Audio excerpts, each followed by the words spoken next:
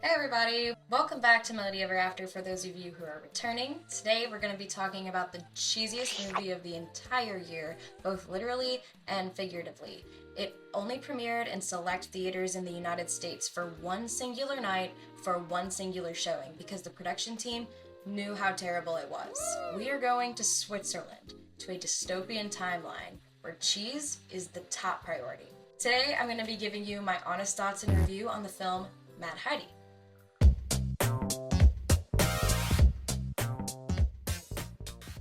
Before we get too into it, I do want to say that this movie was unrated at my theater. I did catch wind that some theaters rated it NC-17, so this video is going to be covering topics that are highly inappropriate for children, so you might want to send them out of the room if you're not okay with them hearing things about like human experiments, death, excessive sex, excessive gore, prison, and death by cheese fondue boarding. Fondue boarding. I love the smell of cheese in the morning. Mad Heidi is a hard watch, but a good watch if you have a strong stomach and you're familiar with other splatter films like Sharknado and House of a Thousand Corpses. Mad Heidi is a parody of the book Heidi by Johannes Spiria. It is produced by the directors Johannes Hartmann and Sandro Klopfstein, as well as producer Valentin Grutert. If I'm pronouncing any of those names wrong, please do not subject me to the cheese fondue boarding. I don't think I could ever handle that much lactose, thank you. The entire production team advocates for the ethical production and distribution of cinematic media, so they push against the typical monopolizers of big film like Disney, Fox, Amazon, etc. The movie was made completely in-house by the production team. Yeah, that's right, this entire exploitation film was a complete crowdfunded passion project. An exploitation film, for those of you who aren't aware, is a typically low-budget or otherwise known as B-movie that attempts to gain traction by capitalizing on really popular concepts of movies and doing them in the most over-the-top and reckless way. Excessive sex, excessive gore, lots of fighting, lots of action. These are key clues that you're watching an exploitation film. Examples of these, like I've said before, are Sharknado, House of a Thousand Corpses, Human Centipede, anything that's designed to like completely either gross you out or just be super corny. That's an exploitation film. They're the kind of movies that are so satirical that by the time you're like halfway in, you're like, this can't be serious, and that's exactly what Mad Heidi is. Mad Heidi never claims to be good. Mad Heidi is an exploitation film through and through. It is not meant to be stellar media. You immediately get the implication that this movie is not meant to be taken seriously from the trailer because it is chock full of blood, cheese, blood mixed with cheese. The creators of this movie have marketed it as a Swiss-ploitation movie because it capitalizes on popular concepts of Middle European and Swiss culture like polka, cheese, farming, mountains, etc. There's definitely even some sarcastic nods to the Holocaust in there. It's not a classy movie. I never said it was a classy movie. Its self-awareness is what really brings the viewers in. From the trailer alone, no one should be walking into this movie expecting it to be surprisingly good. It's not going to be surprisingly good. They make it clear that it's going to be terrible, so your expectations should be on the floor when you walk in. Beautiful mountains, delicious cheese, and of course, Heidi. I love you, baby girl. This man has been charged with the production of illegal dairy products. Heidi, played by Alice Lucy, lives in the Alps with her grandfather Apohi, under the rule of the evil cheese-loving dictator named President Miley, who is played by Casper Van Dien, previously starring in Tarzan and the Lost City, Sleepy Hollow, as well as the movie Daughter.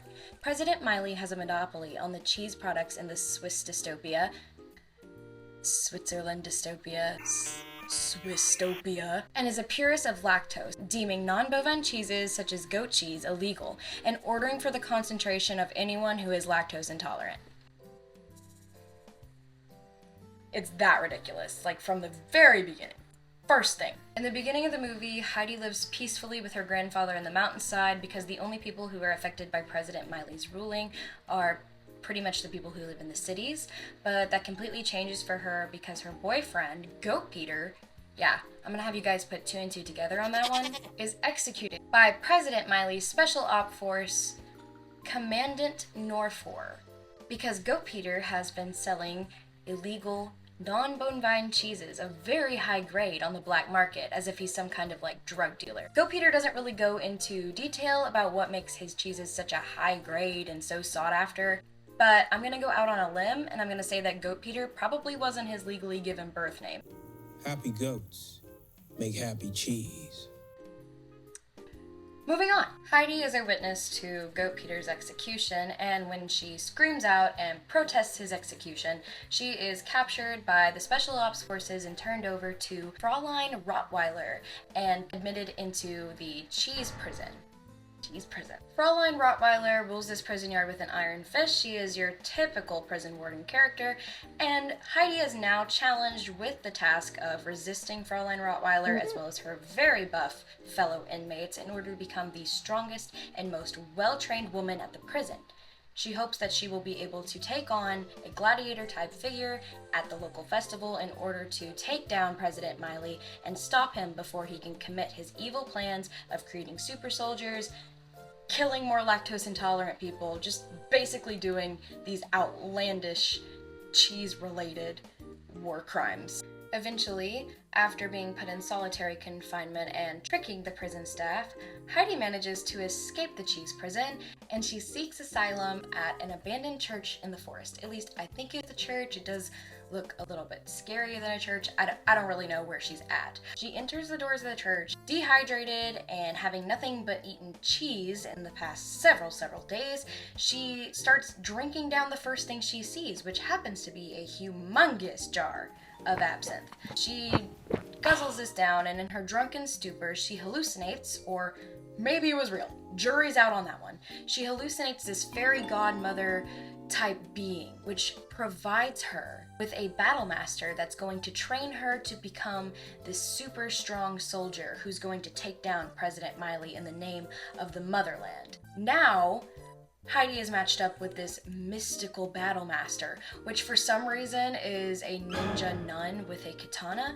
Super hilarious, love that. Heidi now matched up with this ninja katana wielding nun battle master type figure, kind of a Jedi master situation slash Karate Kid situation, is now completely trained after a very long training montage where apparently she trained for several days. Now Heidi is ready to take down President Miley and end his reign, as well as his dastardly human experiments, which are very disturbing. I'm not going to show any images of them on YouTube. You gotta watch this movie. She plans on taking him down by competing in a gladiator battle with this very strong gladiator figure known as the Neutralizer. She hopes that winning this battle will give her privy access to President Miley, giving her the chance to take him down and eradicate all of the lactose intolerance and non-bovine cheese sellers of Switzerland. Will Heidi take down the evil President Miley and destroy Neutralizer in the name of free cheese economy? I'm not gonna tell you that. I think you can watch the movie. If you've gotten this far into the video, you can go and rent the movie for like $3 on some streaming platform. Watching Mad Heidi was one of those instances where I felt like I was having a fever dream. How they packed so much nonsense into 95 short little minutes is beyond my human comprehension. I cannot tell you how they packed so much weird, nostalgic B-movie action into 90 minutes. It was absurd in every single way and absolutely disgusting. I actually ordered cheese fries at the screening of this movie to snack on, and I think that almost made Justin hurl watching me dip my fries into this like little cup of completely melted plastic cheese after the content of this movie. I am seriously warning you, if you don't have a strong stomach or you really are grossed out by cheese, you're not gonna want to see this, but I will tell you more about it. Originally, I wanted to do more of like a reaction video and go extremely in depth into the plot and talk about every single plot point of the movie, but I was doing more research on the film's creation and the production team, and I found that there was a lot more to Mad Heidi than actually meets the eye. The film in its entirety, from original scriptwrite to pre-work to final cut, took 10 years in its making, according to the exclusive interview with the production team at the beginning of the film, sponsored by Fathom Events. My initial question was, How did a spoof B-movie Swissploitation film gain the traction of enough fans to raise over $3 million? Well, the original idea of Mad Heidi was actually done in poster form before the movie or even a trailer existed. This poster was posted on forums and it continued to get a lot of traction because apparently a parody of Heidi was something that was really in high demand in the market and a lot of people wanted to watch it for these creators. After there was such a success with the poster, it must have been a great design. I honestly couldn't tell you what it looks like. Maybe we can dig that up. They went on to make a teaser trailer for a movie that did not exist. This did not have any hardly of the same concepts that the final cut did, but it was a rough teaser of what Mad Heidi would be like. People immediately saw this teaser trailer and started donating their money to the crowdfunding projects. Hartman and Gutierrez have completely revolutionized my definition of a crowdfunding movie. The writers and directors really wanted to focus on the freshness of the distribution of the film.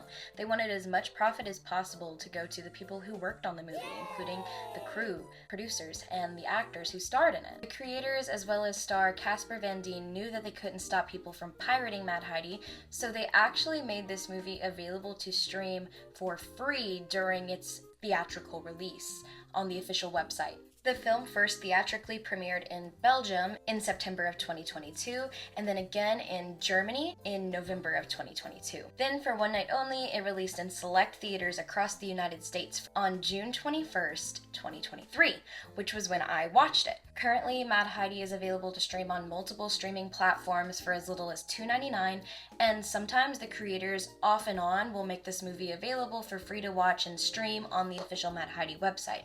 So if you want to see it but you don't want to pay for it, please don't pirate it. Just keep an eye on their website and maybe it'll be for free to stream at some point. By rejecting big name movie houses and funding this film via crowdfunding methods, not only did the production team get to maintain complete creative control over the film, but they were also able to produce all of the set and several things in-house. This movie was completely handcrafted, which is what I think is super cool about it. Everything you see from the neutralizer costume to Heidi's halberd was designed in-house. In fact, the Mad Heidi YouTube page has a lot of informative videos about how they created the entire film, from scouting the perfect location to doing 3D design, to doing set design and costume design, and so much more. In the day and age where writers and creative directors are getting paid less and less to produce cinematic media, I think that Mad Heidi really sets a standard for crowdfunded movies. And I really think that the producers of Mad Heidi set a great example of what the movie industry could be like if there is a union reform and we are able to create movies for art instead of for profit. They are really revolutionizing the idea of crowdfunding and rejecting big name movie houses in order to produce a high quality film, and I think that's super awesome. But as inspiring as this is, the ethics of the production of the movie Mad Heidi are far from the reason I love it so much. Don't get me wrong, this movie was like absolutely terrible. This is not 5-star media. The only good cheese is fried. But what it is an honest splatter film, and its self-awareness of its B-movie kind of corny, cheesy stereotype is what makes it so funny and so well liked by its niche audience. Currently, Mad Heidi has an 87% on Rotten Tomatoes, as well as a 95% audience score on Rotten Tomatoes.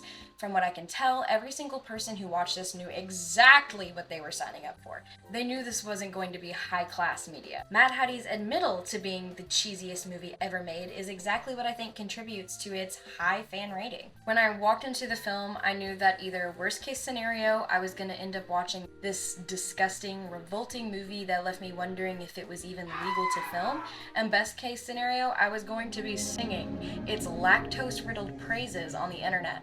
And here I am, doing the latter. For an exploitation slash splatter film slash B-movie, its ratings are pretty stellar, and I think that says a lot, because typically with these kinds of B-movies, you have someone who is trying to take it seriously and then gets frustrated and then walks out, and that's like the majority of your audience. Like, it takes a very niche audience to understand that this is not meant to be taken seriously, and it's not really a waste of money. It is a self-satirical kind of film.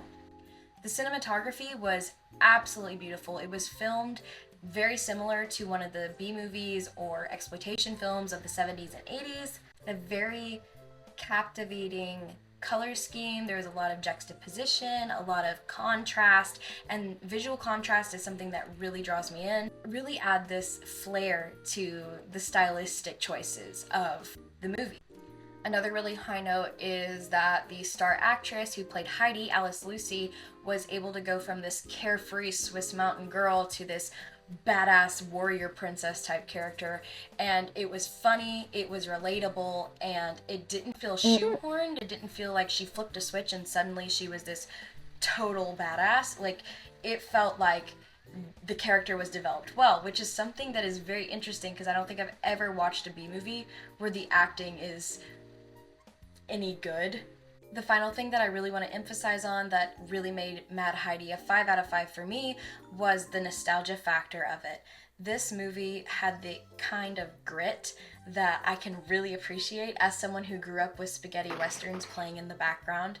Mad Heidi is a roller coaster of every B movie that has ever been created, and we take a detour at every single subgenre of B movie that has ever existed. You have zombies, evil mad scientists, ninjas, nuns, prison scenes. And it's clear that Mad Heidi's references to the exploitation films of the past add even more to its self-awareness and honesty. It is the definition, in my opinion, of camp. From the 2019 Met Gala theme to the Y2K aesthetic to the comeback of wearing Uggs with flare leggings, aka yoga pants. Our generation is really accepting of campy things that are self-satirical. So I think that now is a perfect time for Mad Heidi or exploitation films like it to flourish. As for negatives, I don't have a lot to say because I think that Mad Heidi was exactly what it was trying to be. It wasn't trying to be good, it was trying to be shocking, it was trying to be nostalgic, and it was trying to capitalize on those Swiss stereotypes and cultural customs, and I think it completely succeeded. Obviously, this movie was terrible. This movie, absolutely ridiculous and awful. Like, don't watch it if you're going to be completely grossed out by a huge wave of like cheese and blood or someone getting drowned in Swiss fondue. Like, that's just what the movie is. It is corny, it is gritty, it is gross, and it's the kind of thing that you watch with your friends after a couple drinks at like 1 a.m. and you guys have an amazing time. I also would like to critique its marketing. I'm a little bit sad that it was only in theaters in the US for one night. I think that if we had had a little bit more marketing reach in the United States and it had played for a little bit longer, it could have absolutely been a cult classic over here. The only people who saw it in my theater in my entire town was myself, my fiance, and some random lady in row E, seat 11. I'm a little bit disappointed that more people didn't go to it, but the only reason I knew about it was because I literally work at my movie theater, so.